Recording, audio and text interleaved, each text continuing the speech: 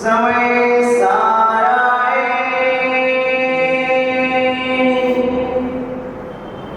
स्वानुभूत्या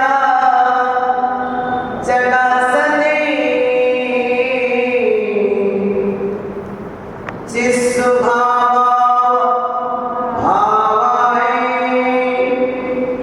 सर्वे भावान् तरच्छिदे सर्वे भावान् तरच्छिदे। उच्चारण आप करेंगे एक बार। नमः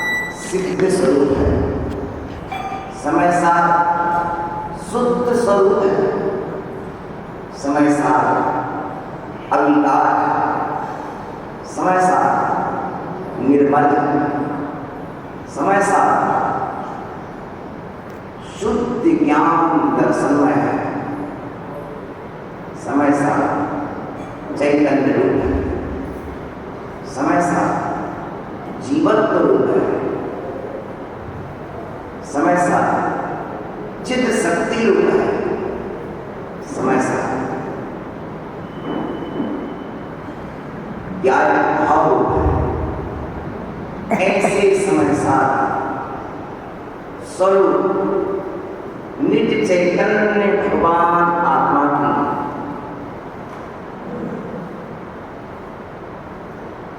दशा समय सार में, और इस समय सार के स्वरूप को न जानने के कारण, समय सार के स्वरूप को न जानने के कारण समय सार स्वरूप निज भगवान की दशा इस संसार में क्या हो रही है, मैंने अपनी परमात्म दशा को ना जान करके अपनी क्या दशा कर डाली।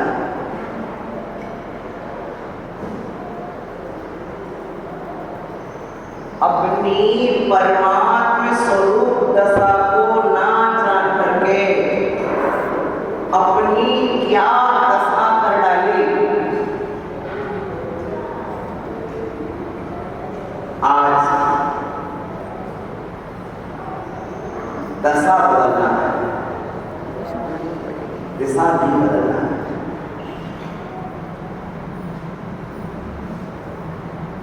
दिशा तो अनेक बार देखते चले, लेकिन आज दशा बदलना।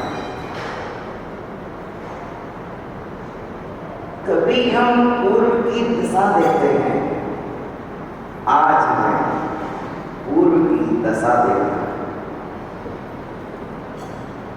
प्रिय आत्मा, श्री समय सार में कार्य परमात्मा का वर्णन है। मैं भी समय सार, आप भी समय सार।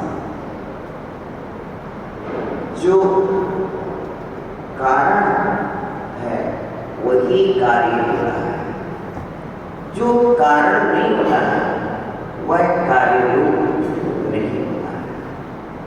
प्रिय आत्मा, मैं समय सार का उपादान कारण, आप समय सार के उपादान कारण। यह उपदेश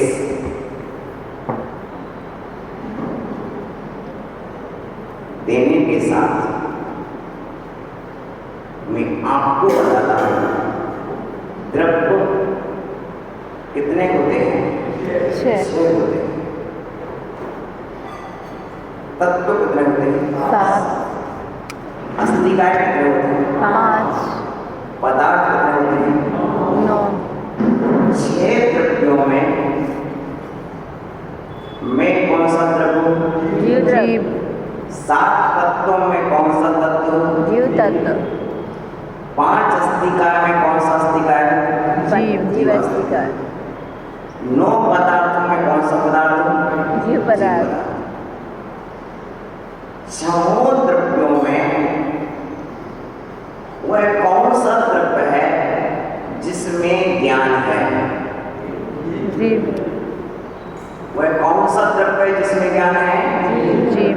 बोलो, कौन सा द्रव्य है? जीव। कौन सा द्रव्य है? जीव। जीव द्रव्य है। कौन सा द्रव्य है? जीव द्रव्य। जीव द्रव्य। ध्यान दे रहे हो? ध्यान दे रहे? वस्तु स्थिति यह होती है, हम जिसे खोजते हैं वो हमारे पास होता है। 6 द्रव्यों में एकमात्र जीव द्रव्य में ज्ञान है। निश्चित? निश्चित हो गया? निर्णय हो गया? 7 तत्वों में एकमात्र जीव द्रव्य में ज्ञान है। सुख किसमें है? जीव में। सुख किसमें है? ज्ञान किसमें है? जिसमें ज्ञान है उसमें सुख भी है। 7 तत्वों में कौन सा तत्व ज्ञान वाला है?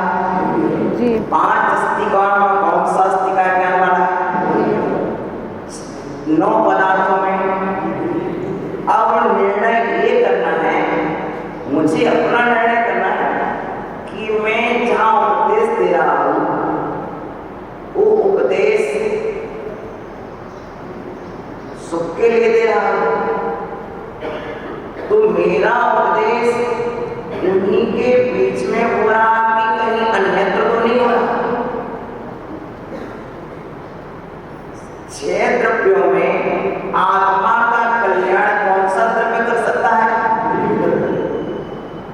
कौन सा द्रव्य कर सकता है? जीव द्रव्य।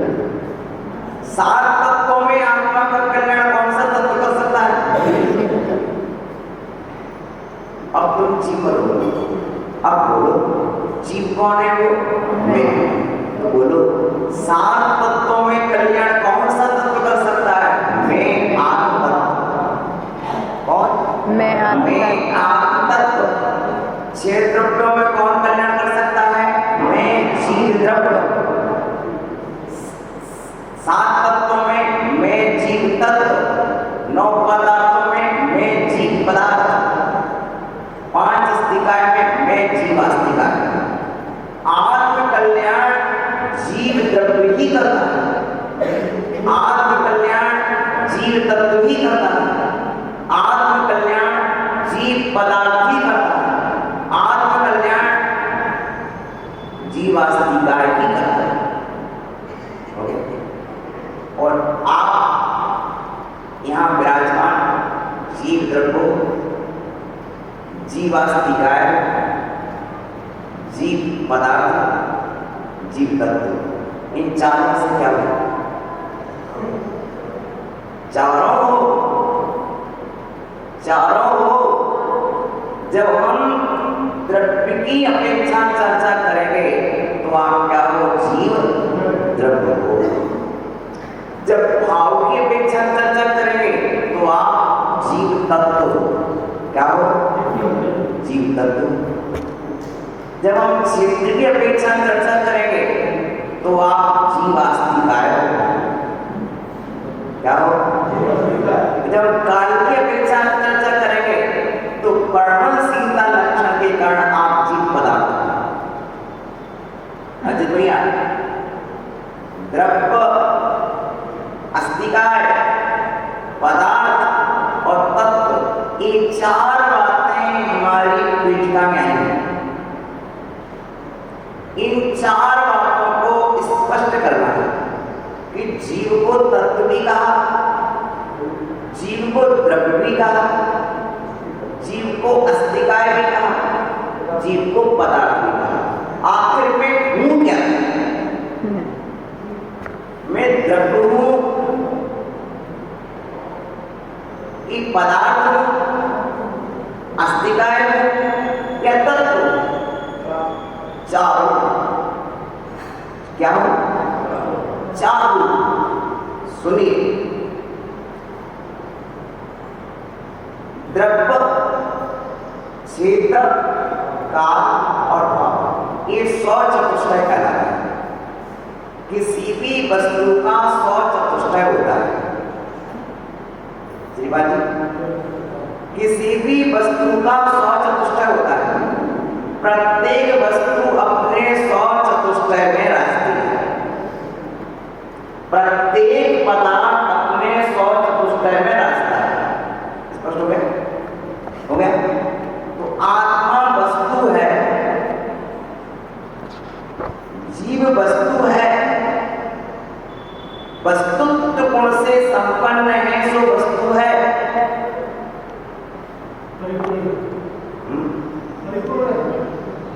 वस्तुत्व गुण से संपन्न है, अपने आप में परिपूर्ण है।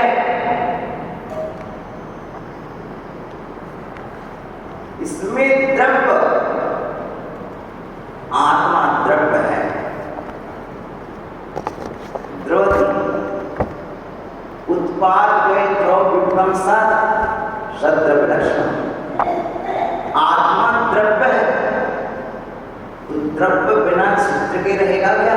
नहीं। असंख्यात प्रदेशी भी है, वो असंख्यात प्रदेश बनाए क्षेत्र है, और जिसमें क्षेत्र पाया जाता है वो अस्तिकाय होता है। क्या होता है? अस्तिकाय। जब द्रव्य है तो बिना काल के रहेगा क्या? नहीं। और काल होगा तो परिणाम भी होगा, तो परिणाम होने के कारण पदार्थ। क्या हो गया? काल की अपेक्षा क्या बोला? पदार्थ। काल की अपेक्षा पदार्थ। क्षेत्र की अपेक्षा अस्तिकाय। क्षेत्र की अपेक्षा अस्तिकाय। और तस्य भाव तत्व, वस्तु के जो भाव होता है उसको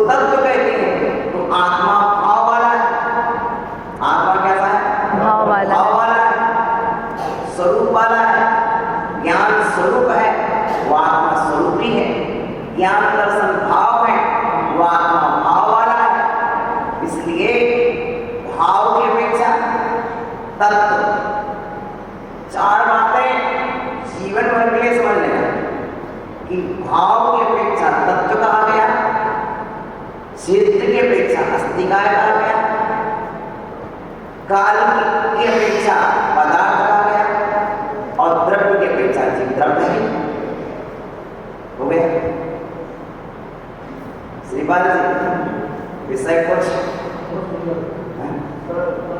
नहीं बच रहा कि नहीं बच रहा?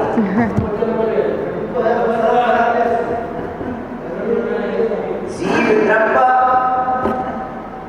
जीव अस्तिका है, जीव पदार्थ, जीव पदार्थ और जीव एक अद्भुत व्याख्या है। अद्भुत अद्भुत अद्भुत शब्द जो है ना कैसे बनता है?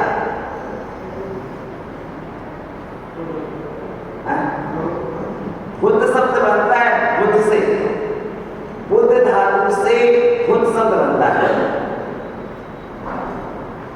बुद्ध धातु से बुद्ध माने जानना। आश्चर्य के साथ जब किसी बात को जाना जाए तो अद्भुत होता है। तत्व बुद्ध के स्थान पर तत्व बुद्ध भी होता है। तत्व बुद्ध ऐसे भी होता है।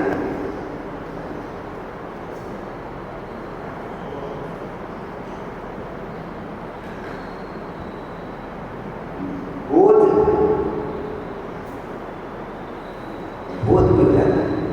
आइए द्रव्य को समझ गए, छिद्र समझ गए, काल समझ गए, भाव समझ गए। द्रव्य, छिद्र, अस्तिका, पदार्थ, तत्व, चार बातें आ गई। इन चार बातों को मैं किस खजाने से लाया?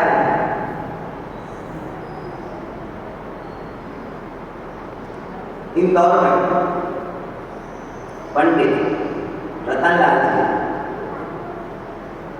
और से पंडित जी रतनलाल जी, इसी राजस्थान के आपकी समाज के गौरव पंडित रतनलाल जी इंदौर वाले आश्रम वह कर्णाली युग की ज्ञाता द्रव्यान युग के ज्ञाता और प्रथमान युग के तो रसद। यदि किसी को प्रथमान युग पढ़ना हो तो पंडित रतनलाल जी से, कर्णाली युग मौखिक पढ़ाने वाले पंडित रतनलाल जी। जब मैंने रतनलाल पंडित जी को आगम की छांव किताब पढ़ी तो उसमें प्रतिमान युग भरा पड़ा था।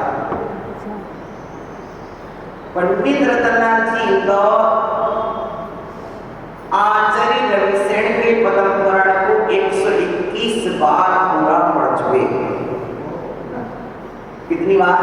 121 बार। कितनी बार? 21 बार। सुन रहे हैं ना? जब उन्होंने ये बात मेरे कानों में थी, मैं पंडित रतनलाल जी से मिलना चाहता था। जब मैं गया तो मेरे मन में कहता था कि और कुछ नहीं जानते होंगे, सो पद्म पुराण पढ़ते होंगे, सो पद्म पुराण। और जब मैं उनके साथ बैठा तो मैंने पद्म पुराण से उन्होंने कई संस्मरण पद्म पुराण के दिए, कर्नाटक से स्पष्ट कर दिए। मैंने कहा पंडित जी कर्नाटक में? बोले महाराष्ट्र में। फिर इतने विनयवान, इतने नम्रता के धनी कर्नाटक, मैंने 5-7 दिन उनसे पढ़ा।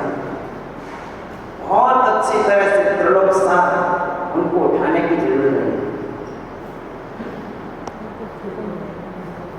इतने अच्छे से स्पष्ट करते हैं।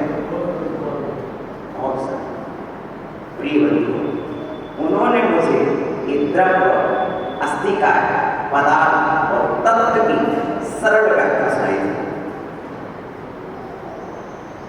तो मैं जो आपको सुनाऊंगा कौन से मोती किस खजाने से लेके आया है वो भी आप बरसों बरसों अध्ययन करने के बाद भी छोटी छोटी प्लेनी जानकारियां नहीं मिल पाती।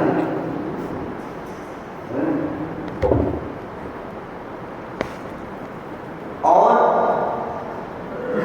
जिनके पास बड़ी बड़ी गाड़ियां भी होती हैं, वे भी अपनी गाड़ी को सही तरीके से खोल के नहीं जाते हैं। वो मैकेनिक इंजीनियर अलग होता है, मैकेनिक इंजीनियर अलग होता है जो प्रत्येक गाड़ी के हर पेंच पुर्जे को जानता है।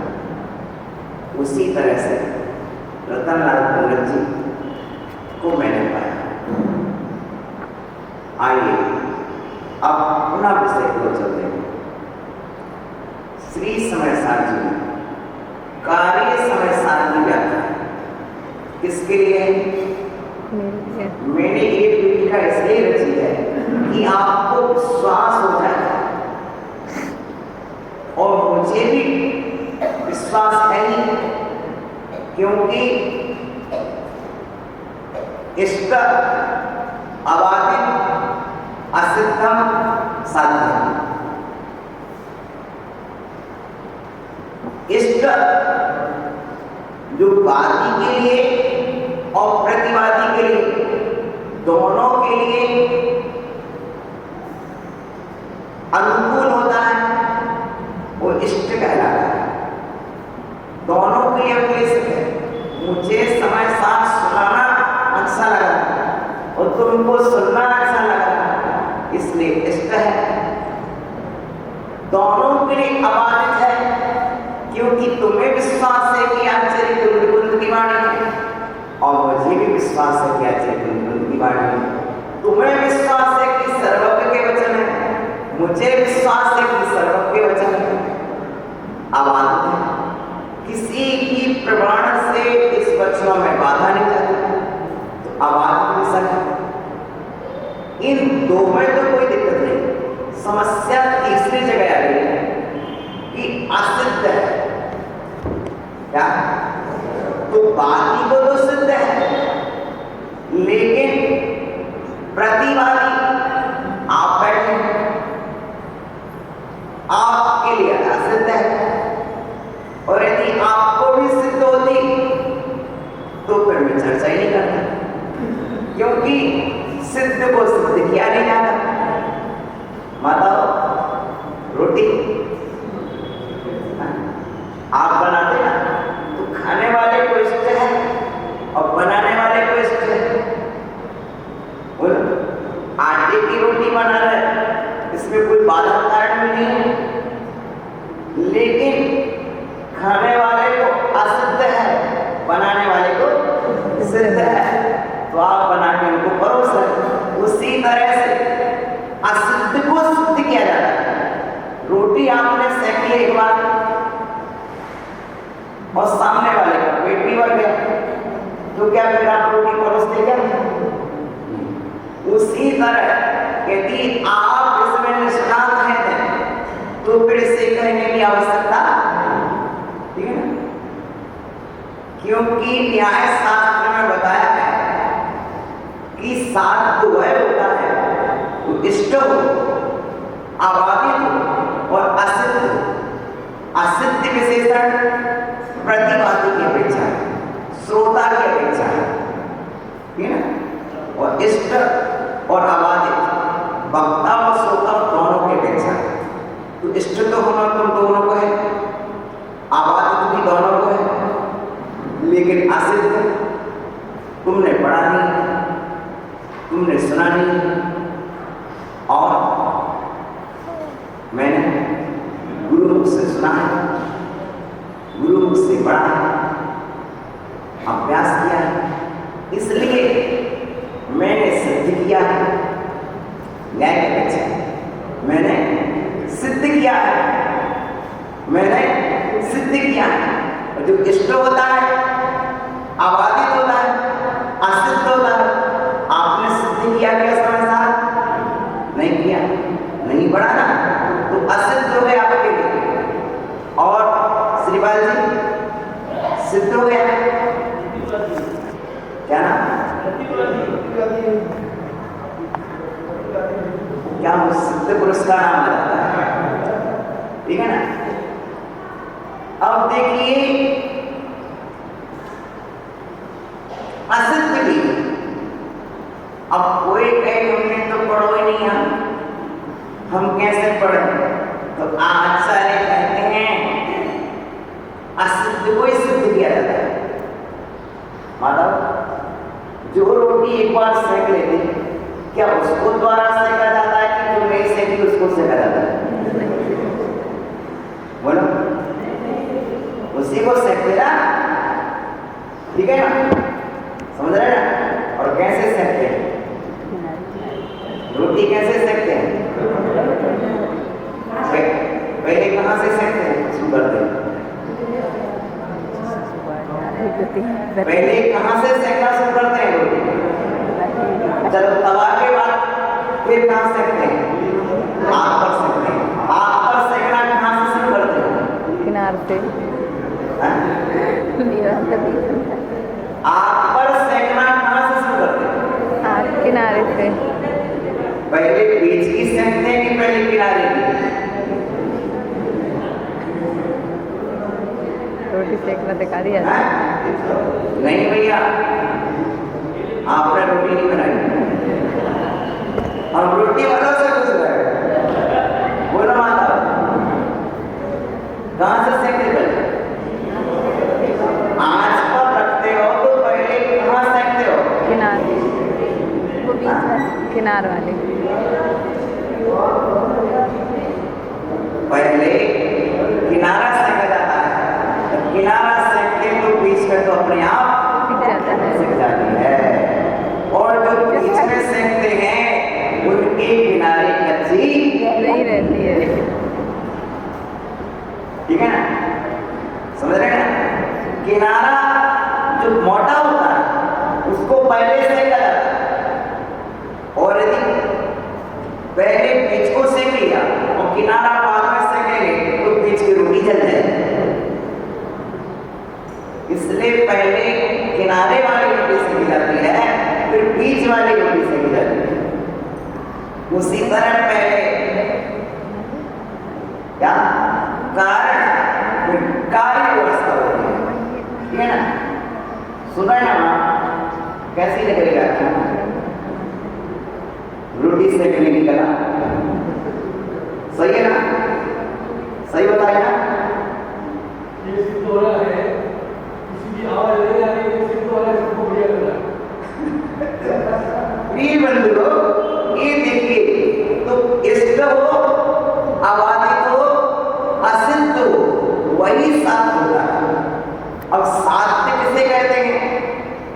जो साधा जाए वो साध्य है। तो समय सार हमारे लिए क्या है? साध। अब साध्य है तो साधा जाएगा, तो किस साधन से साधा जाएगा? उस साधन का नाम क्या है? उस साधन का नाम क्या है? उस साधन का नाम भी समय साधन। तो साधन दो तरह के हैं, एक अचेतन साधन है, एक चेतन दूसरा साधन। चेतन साधन है। साधक तमम करणम, जो साधक होता है, साधक तम होता है। तो साधन तो परंपरा कारण तो एक द्रव्य रूप में, पुस्तक रूप में समय साधन, लेकिन साधक तम क्या है? अपनी आत्मा ही समय सार है, वही समय सार का साधन है। साध्य कौन है? आत्मा। साधन कौन है? आत्मा। साध्य कौन है? आत्मा। साधन कौन है? आत्मा। भैया आकाश, आकाश समझ रहे? आकाश द्रव्य कितने हैं? 6 द्रव्य कहाँ रहते हैं? आकाश में। 6 द्रव्य किसके आश्रय में हैं? आकाश में, है ना। आकाश से आकाश, लेकिन आकाश कहाँ? 6 6 द्रव्य कहाँ है?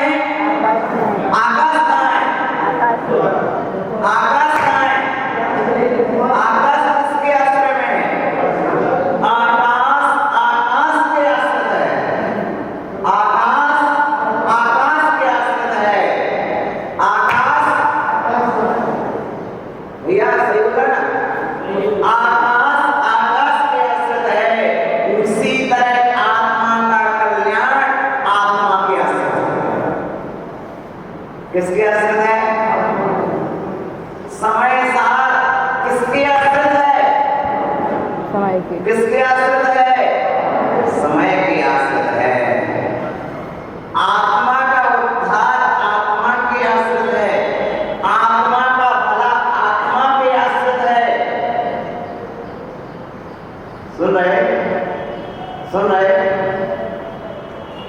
क्योंकि हम उतना ही परोसते हैं जितना बचे, उतना ही परोसते जितना रुचे। हाँ, रुचे वो नहीं परोसते हैं, बचे वो परोसते हैं। समझ रहे हैं? माँ के परोसने में ध्यान दे रहे हैं, माँ के परोसने में और किसी पंगत के परोसने में क्या अंतर होता है? माँ वो परोसती है जो आपको पचे, और पड़ोसी वो परोसता है जो आपको रुचे। समझ रहे हैं? क्या कौन सा परोसना है? रुचे वो नहीं परोसते, पचे वो परोसते। क्या परोसना? अभी रुचि की बात आ जाए, अभी एक आध घंटे की वजह हो जाएगी। इसलिए सायंकाल में मैंने कोई आनंद यात्रा नहीं चलाया, मैंने तत्व सूत्र चलाया। रुचि वाला काम नहीं, बचे वाला काम। क्या सुन रहे आप? मुझे इससे प्रयोजन नहीं तुम्हें क्या बच रहा, रुचे या ना रुचे। माँ का काम है बचना देखना है, बेटा को वही परोसना है जो बचे, वह नहीं परोसना तो रुचि। रुचता तो बहुत है, रुचता तो यदि छोटा सा बच्चा हो ना और पिताजी एक केले दर्जन ले आए, तो एक केले दर्जन किसको खाना? जो घर में सबसे छोटा होगा। एक केले दर्जन किसको चाहिए? जो सब घर में सबसे छोटा होगा। क्यों? उससे रुच रहा है। लेकिन माँ एक तोड़ दी है और सब क्यों?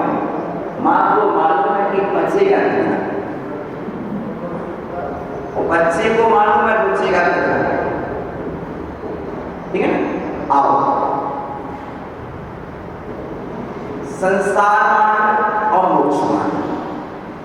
पहला सूत्र क्या है? सम्यक दर्शन ज्ञान चारित्राणी। सम्यक दर्शन, सम्यक ज्ञान, सम्यक चारित्र, इन तीनों की एकता मोक्ष का मार्ग है। यानी मोक्ष का मार्ग है, इसका मतलब क्या हुआ कि संसार का मार्ग नहीं। दूसरी बात सिद्ध करो ना भैया, सम्यक दर्शन ज्ञान चारित्राणी मोक्ष मार्ग, ये सूत्र एकांत का है कि अनेकांत का है? एकांत का। बोलो बोलो। एकांत उसे कहते हैं जिसमें एक धर्म पाया जाए, एक ही पक्ष पाया जाए, और अनेकांत उसे कहते हैं जिसमें अनेक पक्ष पाए जाए, अनेक बातें पाई जाए। ठीक है ना? तो ये जो सम्यक दर्शन है, ज्ञान चारित्राणी मोक्ष मार्ग का शब्द है, ये एकांत का है कि अनेकांत का है?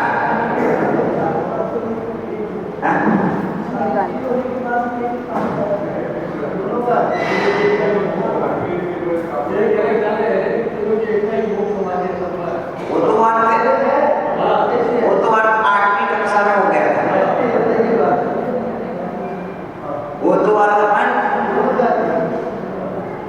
अब बात ये है, एकांत है कि अनेकांत? एकांत नहीं, एकांत नहीं, एकांत नहीं है। एकांत में क्या होता है? एक ही पक्ष होता है। इसमें दो पक्ष आ गए कि सम्यक दर्शन ज्ञान चारित्र मोक्ष का मार्ग है, अर्थात ये संसार का मार्ग नहीं है। ये संसार का कारण नहीं है। किसका कारण है? मोक्ष का ही कारण है। अनेकपना है ना, अनेकपना है ना। अग्नि जलाती है, जलाती ही है कि और भी कुछ करती है? पकाती। यदि सिर्फ जलाती ही है तो एकांत हो जाएगा, लेकिन वही अग्नि प्रकाश भी देती है, अनेकांत हो जाएगा। क्या हो गया? तो यहाँ पर सम्यक दर्शन ज्ञान चारित्र ये मोक्ष के कारण है, अर्थात संसार के कारण नहीं है। एक अनेकांत बना विद्यमान है। अनेकांत माने अपने विरोधी धर्म को साथ में बिठाना। मोक्ष का विरोधी क्या है? संसार। और वह क्या कर रहा है? इसी सूत्र में उसने कह दिया कि हम मोक्ष के मार्ग हैं, अर्थात हम संसार के मार्ग और भी किसी के मार्ग नहीं है। भैया आप कहाँ जा रहे हैं? मंदिर जा रहे हैं। ये बात आपने कह दी ना, इससे क्या सिद्ध हुआ? दुकान नहीं जा रहे, घर नहीं जा रहे, समझ रहे ना? एक हाँ में अनंत ना छुपे होते हैं, एक हाँ में अनंत ना छुपे होते हैं। क्या बोला? और एक नाम में अनंत हाँ छुपे होते हैं। प्रिय बंधुओं, क्योंकि परस्पर अपेक्षा कथन होता है, ठीक है ना? तो सम्यक दर्शन ज्ञान चारित्र मोक्ष का मार्ग है। हम समय साथ पढ़ेंगे तो सम्यक दर्शन नहीं होगा, होगा कि नहीं? श्रद्धा होगी, सम्यक दर्शन होगा, तत्व का अभ्यास होगा, सम्यक ज्ञान होगा। तो ये हमारा किसका कारण बनेगा? मोक्ष का कारण बनेगा। क्यों बनेगा?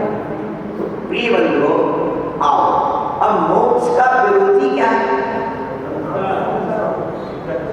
संसार। संसार का कारण क्या है? अध्यात्म। संसार के दो कारण हैं, आश्रव और बंधन। सर्वार्थ सिद्धि में पूज्यपाद आचार्य ने लिखा, आश्रव बंधन मूल हेतु संसार। संसार के मूल दो ही हैं, एक आश्रव और दूसरा बंधन। संसार कब तक है? जब तक आश्रव संसार। ये वाली रचना नहीं बोलना, संसार वाले परिणामों का संसार, भाव संसार कब तक है? जब तक आश्रव और बंधन। और मोक्ष मार्ग कब शुरू होता है? संवर निर्जरा से, संवर और निर्जरा से। तो संवर और निर्जरा का नाम मोक्ष मार्ग है और आश्रव बंध का नाम। ये बताओ, पहले मोक्ष मार्ग होता है कि पहले संसार होता है? संसार पूर्वक ही मोक्ष होता है। बोलो, जो बंधा है वही छूटता है कि नहीं? बोलो, जो बंधा है वही छूटेगा। जिसने आश्रव बंध किया है वही आत्मा संवर और निर्जरा का अधिकारी है। स्पष्ट हो गया? स्पष्ट हो गया ना? तो संवर का विरोधी क्या हुआ?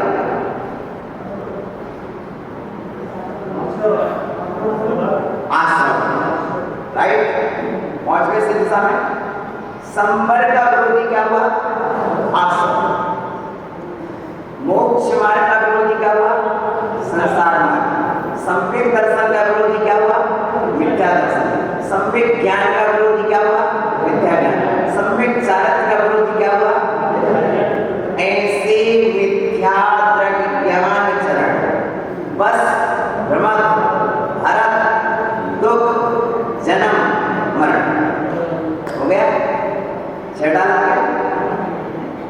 तो ये न्याय की कसौटी है कि वस्तु को अनेकांत में सिद्ध किया जाता है।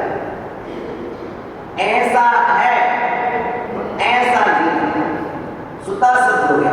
हमने एक नाम लिया, एक अजित कुमार है, इसका मतलब एक शेष कुमार नहीं है। नहीं, स्पष्ट हो गया ना। उसी तरह से सम्यक दर्शन ज्ञान चारित्र मोक्ष का मार्ग है, अर्थात संसार का मार्ग नहीं है। स्पष्ट हुआ ना? स्पष्ट हुआ ना? तो ये हमारा स्वाध्याय संसार का कारण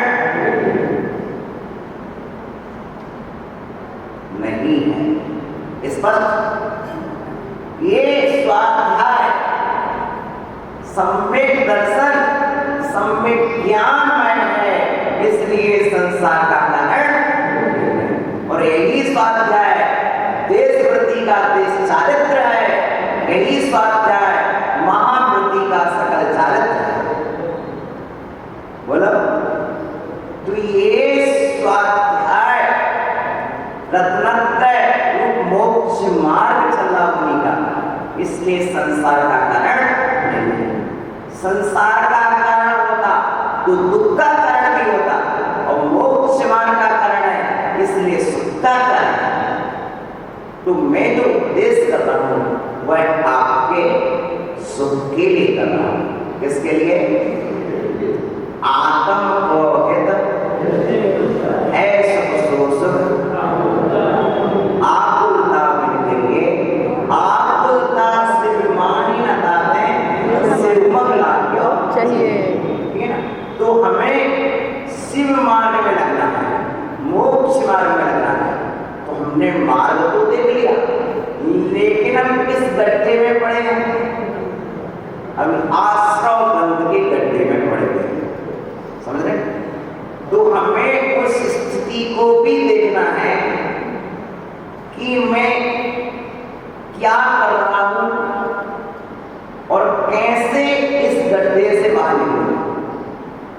तो आओ मैं आपको समय सार के चौथे अधिकार आश्रव अधिकार में ले चलता हूं। क्योंकि सुनो भैया, मैं जीव शरीर अजीव, दोनों के संयोग से मैं कर क्या रहा हूं? मैं जीव और शरीर अजीव, दोनों के संयोग से क्या हो रहा? आश्रव हो रहा। ठीक है ना? आश्रव के बाद क्या होता है? बंध होता है।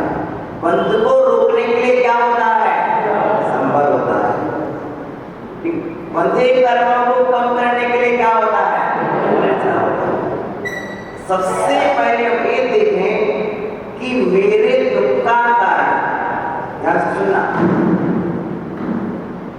दुख मिला किसे है? दुख किसे मिला? वह कौन सा तत्व है जिसे दुख मिलता है? जीव। वह कौन सा तत्व है जिसे दुख और सुख मिलता है? जीव तत्व। बोलो। जीव। जीव तत्व। दुख किसे मिला? जीव। जीव। दुख किसे मिला?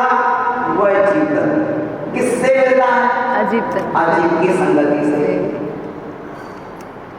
अग्नि क्यों टूटती है? अग्नि क्यों टूटती है? लोहे की संगति से। जीव क्यों दुख पाता है? अजीव की संगति से। अग्नि क्यों पिटी? लोहे की संगति। लोहे की संगति से। जीव क्यों दुखी हुआ? अजीव की संगति से। ठीक है ना? स्पष्ट हो गया? यदि अग्नि लोहे में से निकल जाए तो फिर पिटेगी क्या? नहीं। आत्मा इस शरीर से, कार्बन शरीर से मुक्त हो जाए तो दुख पाएगी क्या? नहीं। बोलो। बस इतना ही। हो गया? दुख किससे मिला? जीव को। किससे मिला? अजीव के कारण। दुख का कारण क्या है? दुख का कारण क्या है? कर्म का आना। कर्म के आने को क्या कहते हैं? आश्रव। कर्म के आने को क्या कहते हैं? आश्रव। दुख का कारण क्या? आश्रव है। दुख कैसे बढ़ता है? बंध। दुख को रोका कैसे जाए? संबर। दुख को कैसे रोका जाए? संबर के द्वारा। संबर। वह दुख भी दूर करूं कैसे?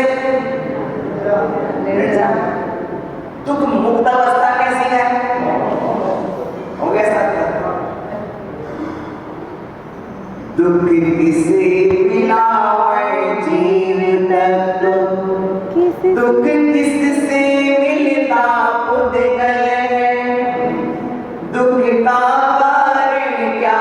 आश्रव है, दुख कैसे बनता बंधन है, दुख को कैसे रोका जाए, वह संबर तत्व कहाता है,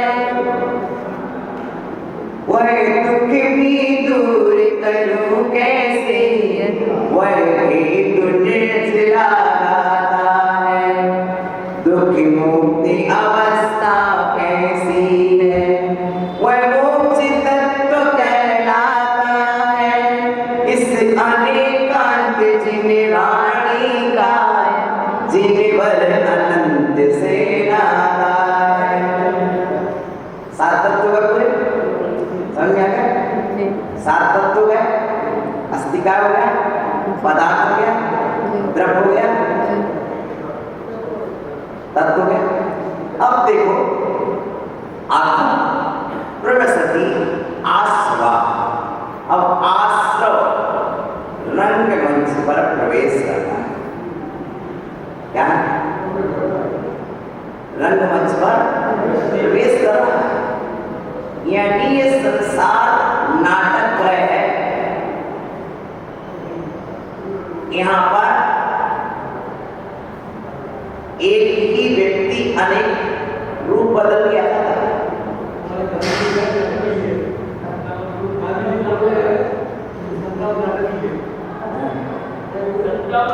भाई वो देखने के बाद बोला, गांधी जी देखने के बाद बोल रहे हैं। तो देखिए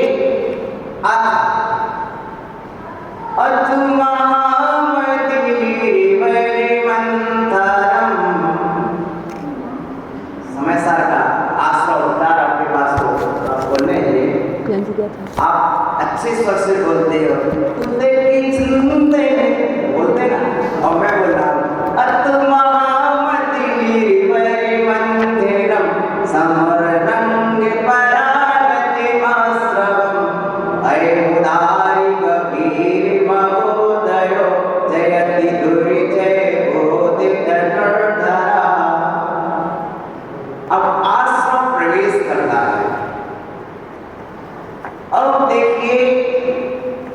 जब कोई स्वांग बना के आ जाता है, लेकिन हजार लोग तो परिचय नहीं पा पाते कि ये कौन है, लेकिन कोई ना कोई आयोजक का उससे परिचित होता है।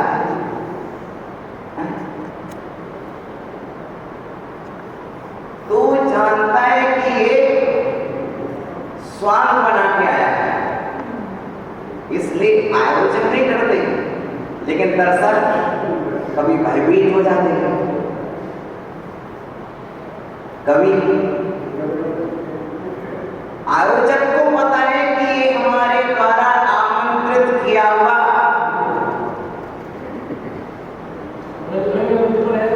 हाँ, तो उसे ज्ञान है उस समय।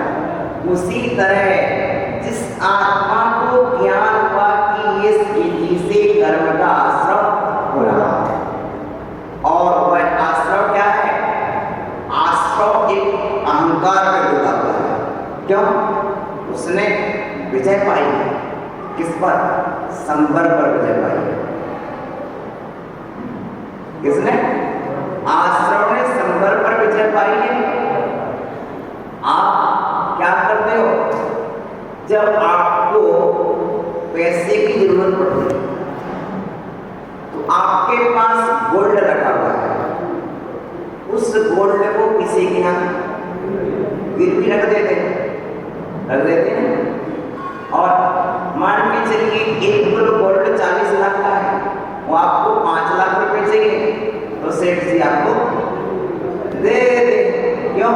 ब्याज भी मिलेगा और नहीं दोगे तो हमारे पास 40 लाख का माल तो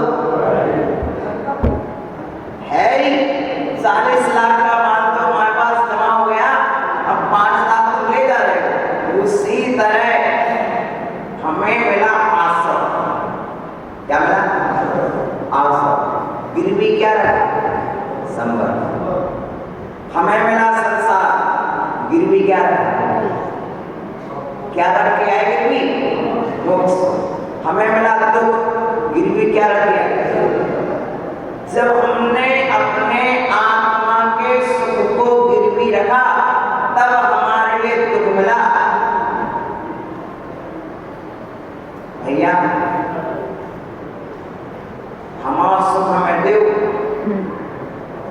हम कहें भैया हमारा सोना हमें लौटा दो, तो क्या कहेंगे? भैया जो हमने पैसे दिए थे वो वापस दे दो। बोलो, इतनी बात है ना, बस इतनी सी तो बात है। जो तुमने कर्म कर लिए हैं उन कर्मों को छुपा दो, नष्ट कर दो, तुम्हारा वैभव तुम्हें जगहों में वापस मिल जाएगा। बोल रहे ना, समझ रहे ना? तुमने 40 लाख का सोना 5 लाख में रख लिया, नहीं उठाओगे सो तुम्हारा गया। और 1 महीना में उठाओ, 2 महीना में उठाओ, 4 महीना में उठाओ और ज्यादा समय हो जाएगा तो क्या हो जाएगा? तुम पर ब्याज और इतना चढ़ जाओगे पर तो तुम सालों नहीं उठा पाओगे। जो ब्याज पर रखते हैं वे बड़े सावधानी होते हैं। यदि बुद्धिमान है तो जल्दी से जल्दी उठा लेगा। उसे ये भी मालूम है कि 1 महीना ब्याज देना पक्का है, यदि 15 दिन में पूंजी हो जाएगी उसके पास तो 15 दिन में ही वह भले 1 महीना ब्याज चला जाए लेकिन 15 दिन उठा लेगा। क्यों? अगली बार पूंजी हुई या नहीं? उसी तरह जो हमारे ज्ञानी आत्मा पुरुष थे उन्होंने अपनी गिरवी आत्मा को जल्दी उठा दिया और हमने क्या किया? और किनके गिरवी रखा मालूम है? यदि गिरवी भी रखा, यदि विश्वसनीय के पास रखते तो कोई बात नहीं थी, लेकिन हमने कर्म लुटेरे के पास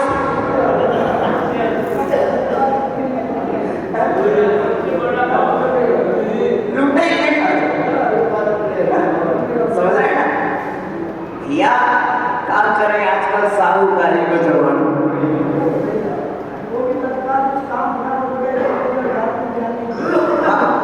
भैया और हमने रखा तो अज्ञानता का अनुसर दिया और फिर ध्यान भी नहीं दिया।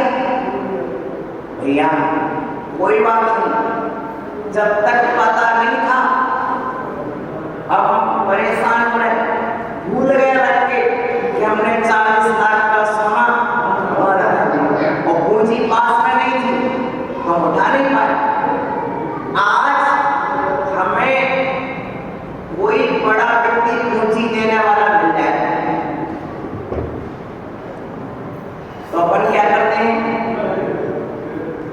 कदाचित प्रसंग आ जाए कि कोई जमीन बिक रही हो और वहां पूंजी वापस मिले, अपन क्या करते? पहले नंबर उसी तरह आज तुम्हें तत्व ज्ञान की पूंजी मिल रही है। जब तक पूंजी नहीं थी उठा नहीं सकते थे, लेकिन आज तुम्हें तत्व ज्ञान की पूंजी मिल रही है। अब अपनी गिरवी रखी आत्मा को उठा लो। दर्शन मुनि के पास रखी गिरवी,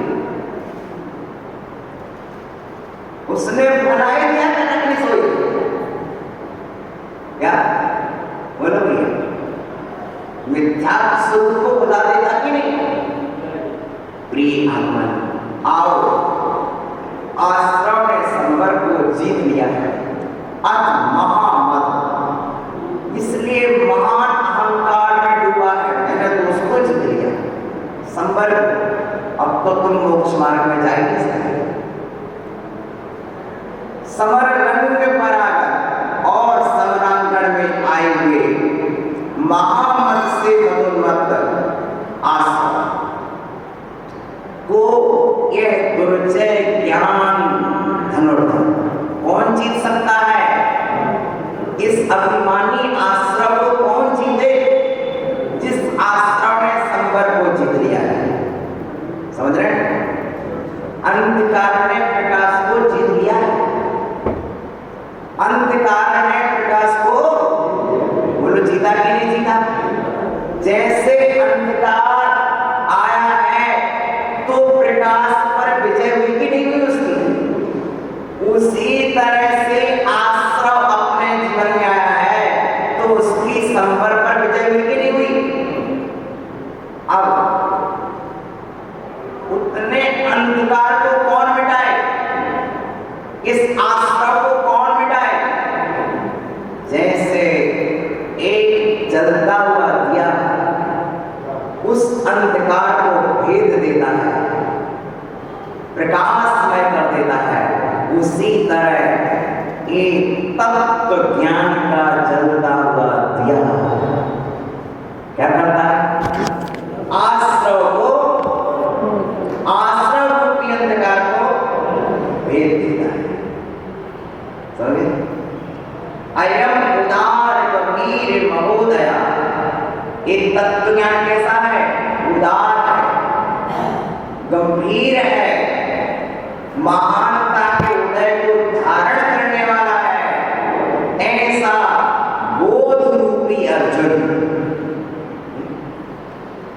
जब एक सेना का स्वरूप दिया है कि दूसरे की सेना के दल आए और आते साथ उन्होंने आक्रमण शुरू कर दिया, लेकिन कौरव पक्ष के कितने भी एकत्रित हो जाएं, अर्जुन के सभी मात्र देखने से वह क्या होते थे? उसी तरह ज्ञान रूपी अर्जुन क्या? हाँ, ये ज्ञान रूपी अर्जुन जब सामने आता है तो फिर आश्रम रूपी गौरव दल भाग जाता है पीछे। कौन हट जाता पीछे? आश्रम रूपी गौरव दल पीछे हट जाता है, क्योंकि ये ज्ञान रूपी अर्जुन कैसा है? उदार है, विशाल शक्ति संपन्न है, गंभीरता लिए हुए है, सैनिकों को नहीं छोड़ रहा, योद्धाओं से सीधा लड़ रहा है। महानता का उदय है उसके अंदर, कई युद्ध इसने जीते हैं। जिस ज्ञान ने अनंत जीवों को मोक्ष में भेज दिया है, जिस ज्ञान ने अनंत जीवों को सिद्धालय में सिद्ध भगवान बना दिया है, जिस ज्ञान ने अनंत जीवों को सुखी बना दिया है, ऐसा ज्ञान रूपी अर्जुन अब आ चुका है। कौन जा गया है? ज्ञान रूपी अर्जुन। जहां से अर्जुन निकलता था वहां क्या होता था? कोलाहल में,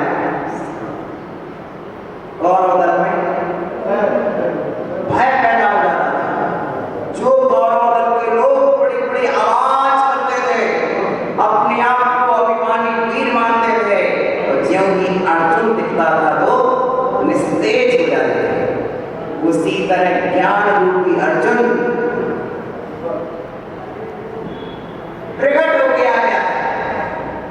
ये बात आचरणे गई है कि ज्ञान बोध तुरजे इस अर्जुन को कोई नहीं जीत पाया कौरव दल का, उसी तरह सम्यक ज्ञान को कोई नहीं जीत पाता।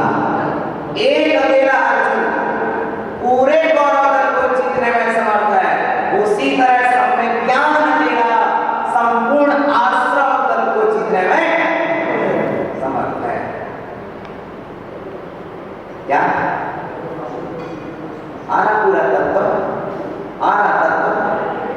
तो आश्रव का स्वरूप क्या है? आश्रव कौरव दल की सेना है कैसी? आश्रव दल में है कौन कौन? कौरव के दल में कौन कौन थे? शकुनी मामा और कौन थे? समझ रहे हैं? ऐसे कौरव दल में अनेक प्रकार के थे। उसी तरह आश्रव दल में कौन कौन है? सुनिए। मिच्छन्तम अविरमणम गसाय जोगाय शरण शरणागु बहुमे विरया जीवे तस्यैव अनन्य परिणामा नाना वर्णादियस्त देदुकमस्य कार्यं मोहिते ते सिंपिनोति जीवो रागदोषादि भाव करो। देखिए, ज्ञान का सुशासन और आश्रव का दुशासन। ज्ञान के पांडव 5 और आश्रव 5। अब देखिए, आश्रव के पास मिथ्यात्व का स्वट है। यदि किसी ने मदन पराजय पढ़ा हो, कौन सा ग्रंथ? नागसेनाचार्य का मदन पराजय, बहुत सुंदर ग्रंथ है। मिथ्यात्व है आश्रव दल की सेना में। कौन है? मिथ्यात्व। दूसरा स्वट है अविरति, तीसरा है कसाय, चौथा है योग, और उनके साथ में क्या है? संज्ञा और असंज्ञा, अर्थात उत्कल के विकार भी हैं। इस तरह से मिथ्यात्व, अविरति, कसाय, योग, ये 4 महास्वट हैं आश्रव के पास। आश्रव वैसे ही नहीं आया, इसमें कसाय में गड़बड़ हो जाता है। हाँ, कुंद कुंद की दृष्टि में 4, उमा स्वामी की दृष्टि में 5, कसाय में ही प्रमाद गड़बड़ हो जाता है। क्योंकि हाँ, तो यहाँ पर कुंद कुंद ने 4 लिए: मिथ्यात्व, अविरति, कसाय और योग। बहुवे भेया जीवे, बहुत प्रकार के भेद वाले। मिथ्यात्व की 5, एकांत, विपरीत, विनय, संशय, अज्ञान, अथवा 363 अथवा संख्याओं लोक प्रमाण में। इसी तरह अविरति के 12 में, कसाय के 25 में और योग के 15 में। इस तरह आश्रव की सेना में अनेक प्रकार के सुभट विराजमान, अनेक प्रकार की योद्धा है, और वे अपने अपनी सेनाओं को लेकर के आए। बहुवे भैया बहुत प्रकार के भेद वाले हैं और अनन्य परिणाम वाले हैं। इस तरह से ज्ञानावर्णादि, अब ये क्या कर रहे हैं? ज्ञानावर्णादि 8 कर्म के कारण बन रहे हैं। जब ये आ गए तो और भी यहाँ की सेना इकट्ठी हो जाती है।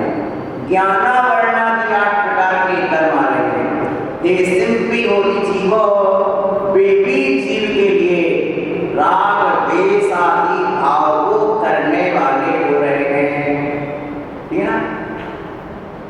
राग द्वेष आदि अर्थात ज्ञानावर्णादि कर्म के कारण होते हैं, और उनका भी आश्रवों के भी कर्मबंध का निमित्त होने में राग द्वेष आदि भाव करने वाला जीव कर्ण होता है। अब 2 बातें सुन लेना।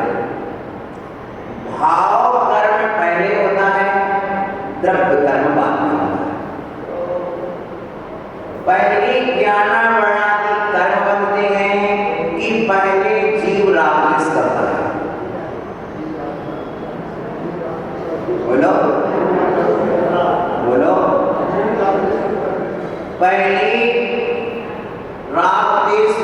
कारण होगा, फिर कर्म बंध रूप कार्य होगा।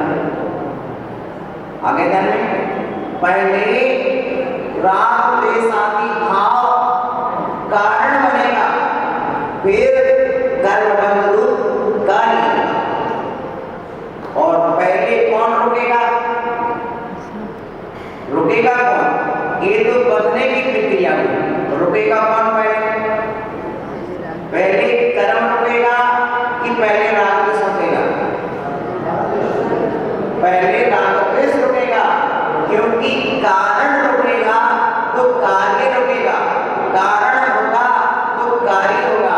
तो भाव कर्म कारण है, द्रव्य कर्म कार्य है ना।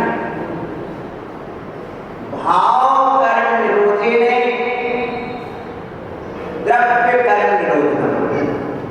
भाव कर्म को रोक देने पर द्रव्य कर्म रुक जाता है, और द्रव्य कर्म के रोक देने पर संसार रुक जाता है।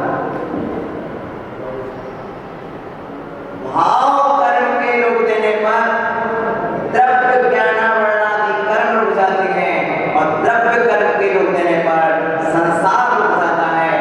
यहाँ आश्रम में बताया है कि मिथ्यात्व के कारण, अविरति के कारण, कसाय के कारण और योग के कारण जीव नाना प्रकार के परिणाम करता है। आश्रम होता है। आश्रम किनका होता है? ज्ञानावरणादि 8 कर्मों का आश्रम होता है। कितने कर्मों का? कितने कर्मों का? ज्ञानावरणादि 8 कर्मों का।